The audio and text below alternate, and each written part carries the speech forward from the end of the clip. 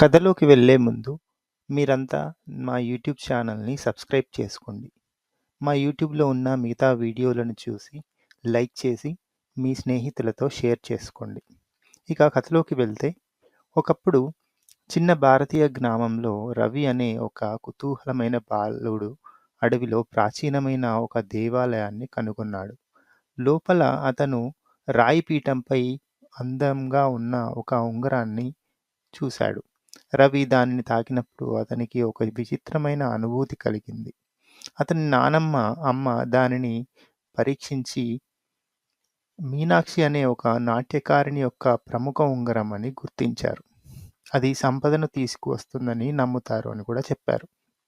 ఆసక్తిగా రవి ఉంగరం ధరించాడు మరియు త్వరలోనే అతని కుటుంబం పరిస్థితి చాలా మెరుగుపడింది.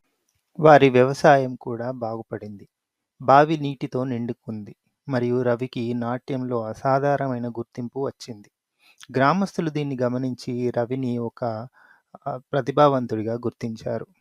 ఒక గ్రామోత్సవ సమయంలో రవి ఉంగరంతో నాట్యం చేయడం అందరినీ ఆకట్టుకుంది.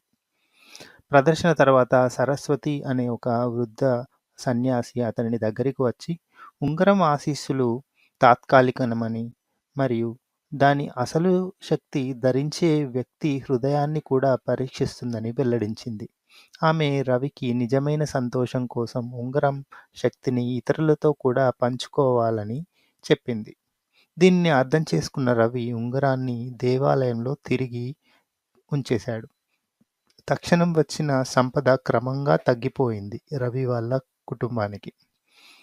అది గమనించిన గ్రామస్తులు అంతా ఒక్క దగ్గరికి చేరి వారితో ఉన్న వనరులన్నిటినీ రవి కుటుంబంతో పంచుకున్నారు. ఒకరికొకరు సహాయం చేసుకున్నారు. రవి ఒక జ్ఞానవంతమైన నాయకుడుగా మారాడు. ఎందుకంటే ఉంగరం శక్తిని ఊరితో పంచుకున్నాడు కాబట్టి. ఈ కథ ఇక ఒక లెజెండ్‌గా మారి అందరూ తరతరాలుగా ఈ కథను చెప్పుకున్నారు.